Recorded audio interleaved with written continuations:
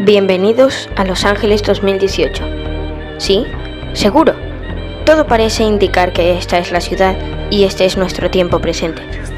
Sin embargo, estamos en los márgenes, en las afueras de una metrópolis apenas referenciada por sus símbolos más icónicos, con el cartel de Hollywood en primerísimo e irónico lugar. Y en un tiempo que sabemos actual por el uso, discretísimo, eso sí, de smartphones.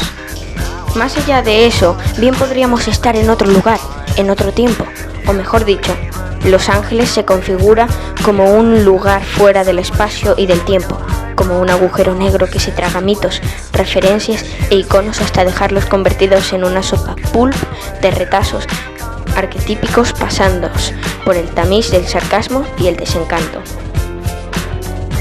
Sin embargo, este espacio tan confuso parece vibrar con una melodía propia, una vibración que remite a Chandler, Hammett y Elroy. A expectativas que se pueden cumplir a la vuelta de la esquina, a bajos fondos y relucientes palacios.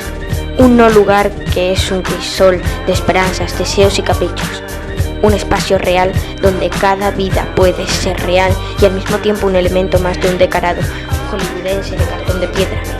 Una frecuencia que se capta y se palpa difusamente, pero no se acaba de concretar ni de entender, convirtiendo la existencia en una búsqueda continua de objetos de deseo que solo se materializan como tales cuando aparecen físicamente. Los Ángeles 2018 podrían ser Los Ángeles 2047 o también Los Ángeles 1995, y lo que tienen en común es que se definen como crisol de un existencialismo difuso. Es una cuestión evidente y exprofeso mostrada, así que el aparato formal desplegado en Under the Silver Lake responde a la necesidad de construir a partir de la referencia como instrumento de la interacción juguetona y a la vez sarcástica del argumento, o lo que es mismo, las tres capas en las que sucede el film. 1. La ficción propiamente dicha. 2. La metaficción que construye el protagonista. Y 3. La metaficción que interactúa a través del operativo formal de la lente de Robert Mitchum con la audiencia. Estos necesitaban un hilo común que puede ser tan reconocible y directo para el espectador como ajeno e imperceptible para el protagonista de la ficción. Este desconcierto queda reflejado en Sam, personaje interpretado magníficamente por Andrew Garfield, que se nos presenta desde el principio como un necesitado de encontrar su sentido a su existencia. No se trata tanto del existencialismo a la manera sartriana, sino más bien de un impulso interior que le obliga a dirigir su existencia hacia un lugar determinado. Ya de entrada, Sam busca en el vecindario algo con que satisfacer sus necesidades. Su vocación voyeurística parece vinculada a la ociodad, al divertimento de WTF solo por el LOL, etc. No obstante, la aparición de Sarah, una misteriosa vecina, y su posterior desaparición le dan a Sam un motivo que no es otro que encontrarla en una persecución detectivesca. No en el balde del nombre de Sam, nos remite a Sam Spade en una versión desastrada y posmoderna del mismo. Es aquí donde el aparato formal se desata en forma hitchcockiana. La ventana indiscreta y vértigo conviven tanto en referenciación, una vez más el subrayado irónico en forma de póster, como en la manera en que Robert Mitchum desarrolla este tramo. Desde la forma en la que Sarah se presenta, vinculada luminosamente a la aparición de Judy en Vértigo, hasta la persecución automovilística silente, todo grita y remite a un posicionamiento estético que parece filtrar y reinventar el dispositivo del suspense del que hacía gala Sir Alfred. Sin embargo, la asunción de dicha postura responde a la creación de una síntesis de intencionalidad que no es otra la de crear un gigantesco MacGuffin sobre el sentido vital de la búsqueda. Esta persecución pues se convierte en una excusa para salpicar aquí y allá todos los subtextos cínicos al respecto, tanto de la personalidad de Sam como su fusión con un entorno con el cual parece retroalimentarse en una ceremonia de la confusión existencial. No deja de ser palmario cómo Robert Mitchum cierra este tramo precisamente con la tumba de Hitchcock, pero más relevante aún es la mirada de Sam hacia otra de las tumbas de las celebridades cinematográficas, la del mismísimo Orson Welles. Así el MacGuffin se funde en Rosebud, en la mitificación de ese objeto de deseo inalcanzable e inexplicable. Efectivamente, Sarah es el motor que parece mover a Sam, pero significativamente este interés se acaba no en el momento de encontrarla, sino cuando la propia Sarah cuestiona el interés de Sam por ella. ¿Qué me buscas? Solo me conoces de una noche. Una pregunta sencilla a la que el propio Sam reconoce que no tiene respuesta. Ahí es donde el MacGuffin se convierte en el meta-recurso al revelarse directamente como un recurso. Sarah es pues una excusa, una cosificación física de la necesidad de buscar algo que dé sentido a la existencia de Sam, solo un reflejo. Un objetivo que Sam reinicia a posteriori a través de la vecina que había sido espiada al inicio del film. Un círculo vital que funciona en bucle y que se resetea a medida que los objetivos autoimpuestos, sea por deseo, por capricho o por imposición subliminal, se agotan y se crean y recrean nuevamente. En ese sentido, la búsqueda en Under the Silver Lake actúa paradójicamente en lo que podríamos denominar un Matrix inverso. Hay un elegido que en este caso cree en su ingenuidad que lo es y no es consciente de que, de alguna manera, todo individuo también lo es, y por tanto nadie es elegido para nada.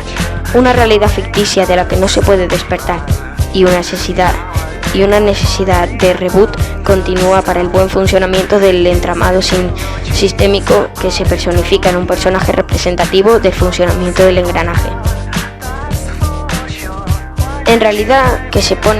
Esta realidad que se pone delante de nuestros ojos funciona también como un gigantesco MacGuffin. El mundo ofrece miles de posibilidades en forma de comida, profesiones, ocio, etc. Vías de escape para lo anodino en forma de cultura pop, de películas, de modas que configuran nuestras actitudes o viceversa. Nuestras promesas que esconden Under the Silver Lake, que al final nada sirve para nada, que tales posibilidades no existen sino como parte de una estafa gigantesca, de una broma concebida para que se rían sus creadores invisibles. Con la aparición del compositor, como decíamos, un émulo del arquitecto en Matrix, se verbaliza de un modo contundente, algo que intuíamos pero que no acertábamos a comprender del todo. Aquello con lo que vibra o se disfruta toda rebelión que una canción puede provocar forma parte del mismo entramado. Todo es un pastiche, un reciclaje a veces sutil y a veces descarado que permite conectar puntos generacionales, crear falsas expectativas, sentirse individualmente importante, al tiempo que parte de un movimiento colectivo identificativo. Sam como personaje es la viva representación de este continuo generacional que sigue anclado en un momento determinado de su existencia, creyendo que todo sigue igual mientras el espacio-tiempo evoluciona, que en realidad no cambia, a su alrededor. Sam viste, se comporta y tiene gustos de lo que se etiquetó en un momento como la generación X, pero se relaciona mayormente en un entorno millennial. Vive pues en un estado de choque y confusión provocado por las presuntas diferencias estéticas y generacionales. Sin embargo, su presencia, siempre en actitud de sorpresa constante, se asume con naturalidad por sus interlocutores, algo que a su vez retroalimenta su idea de que sigue anclado en ese punto de su pasado, donde la realidad se correspondía con inquietudes, o falta de ellas, vitales. Se produce pues una corriente bidireccional, donde el mundo simbólico del pasado permanece en pie a través del reconocimiento y el revival, mientras que lo presente vive de un continuo reciclado sobre la percepción generacional del concepto de fugacidad. Efectivamente, hay una contraposición entre la permanencia, sea en forma de memoria o de objetos, de la generación X y la comprensión, aunque sea superficial, de la caducidad y reemplazo de los ítems culturales por parte del conglomerado millennial. No obstante, este juego interactivo de mitologías no es más que precisamente un juego operado por fuerzas que desconocemos.